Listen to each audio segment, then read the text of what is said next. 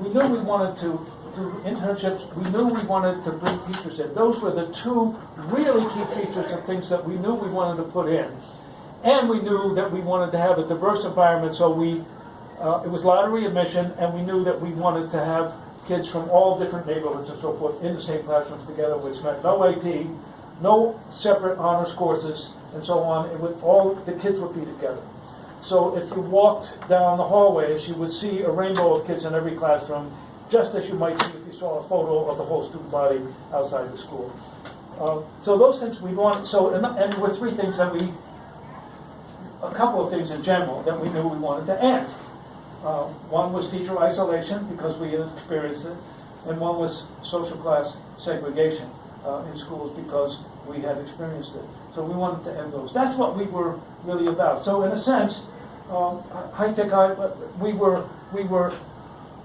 the business community was thinking about STEM and engineering careers and so on, and project-based learning. We were thinking about equity. And so those two things were going along, and a lot of what so imagine, you start a school that's called High-Tech High, and it turned out to be a pretty good brand, because people in La Jolla said, High-Tech High? I want my kid to go there. People in the inner city, High-Tech High? Yeah, I want my kid to go there. So we were able to attract a pretty diverse population with that brand. And a lot of our early language was about project-based learning, 21st century skills, and college for all, preparation for college.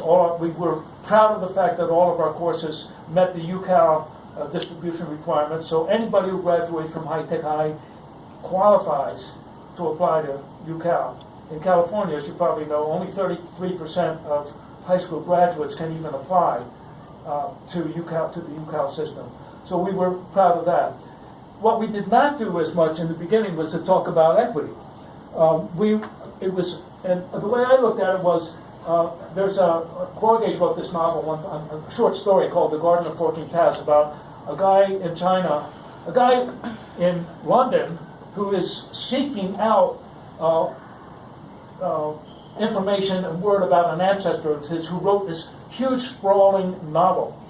And I can't tell you the whole story, but the way it ends out, it's called The Garden of Forking Paths, and the novel has many paths, and the characters go one way, then they go another way, and so forth. And this guy comes to realize that what his ancestor is doing. Or he meets an authority who says, I've spent my life studying this novel, I have finally figured out what it is about. The novel is a giant riddle. And what the novelist has tried to do is to write all the possible futures of his progeny. And there was a word that is never spoken and never mentioned in the novel, and the word is time. So it's a novel about time, but the word time, it's like it's riddle, the word time. So a lot of in my idea about High-Tech High is a giant riddle. It's about equity. We talk about a lot of other things, but the underlying piece, and we don't speak equity so much in the beginning. And now looking back on that thing, it was a big mistake. I mean, not a big mistake. It was a direction that we took, and we could have taken another one. And so now I hope, we're careful to talk a lot more about the equity piece of our mission and why we do things the way we do, why we have kids together in the same classrooms, why we try to integrate with the world beyond school, because that has to do with networking and forming networks. We discovered that we do internships not just so that kids will get to know the world beyond school, but so that kids will begin the formation, particularly first-generation kids, will begin the process of building a network in the adult world. When we did this national project, we went everywhere. We went to about 23 highly regarded schools that were doing school to work programs and career academies and stuff. Everywhere we went, we said, so in your career academy or in your internship program, what percentage of the kids in those programs are going to college? They say about 85%.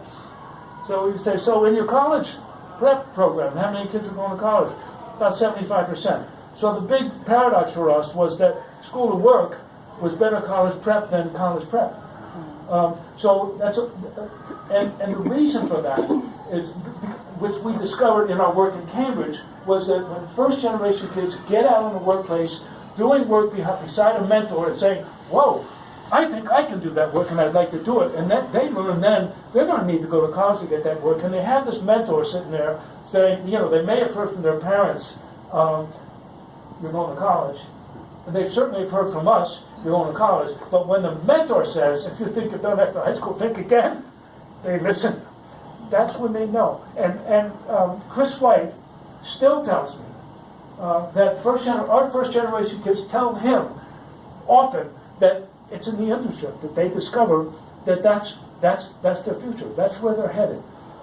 So I don't know how I got off on that, but that piece of connect. Oh, I know how I got off on. That's how internships and connection with the world beyond school and the formation of networks and mentors and so forth is an equity move. It's in the service of equity. So we're talking a lot now about design principles and perhaps recrafting. By the way, for those of you who haven't met me before, I often get a little emotional while I'm talking. So I just want you to know it's normal. It happens all the time. Don't be alarmed, okay? So I used to be the dean of the ed school. They would bring out, they'd call this Dean X.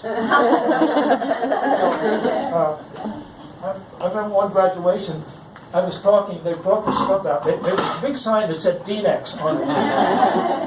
And that was probably the one time I was talking, and I think I didn't cry. Carrie got up. She was on the head, brought it. She started talking. She started to cry. Anyway, so let me jump over to elementary school. First of all, when we